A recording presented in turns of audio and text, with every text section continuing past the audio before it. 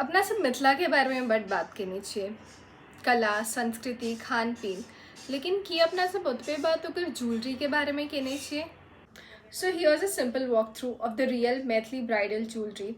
Starting from the top, वो jewellery जिस सीता माता के नाम से इंस्पायर्ड छे, सिया मुकुट। फिर माथा पर माथा पट्टी, भौं के बीच में टिकली और केस में मांग टीका। जत गोहल केस में चुंटी लगायल जाय छले, ओत खोपा बनायल केस में चूड़ा मनी लगाबे छलखिन। त आगू बढ़े छी, नाक में नथिया, कान में बाली, झुमका या कुंडल।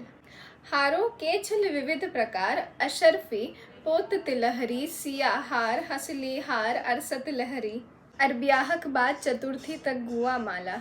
हाथ में छल बाजूबंद, हसली कंगन, शंखा पोला, लहठियर, हाथ पान। कमर में कमर बंद, पैर में हसुली पायल, नुपुर पायल और बिछिया। जते हमरा जानकारी भेल हम उते ट्रेडिशनल मैथिली ज्वेलरी कवर करा के प्रयास केलहुँ। अगर एहि में हमरा से किछो छूट गेल हैत तो हमरा जरूर कमेंट्स में बताएब। एंड धन्यवाद।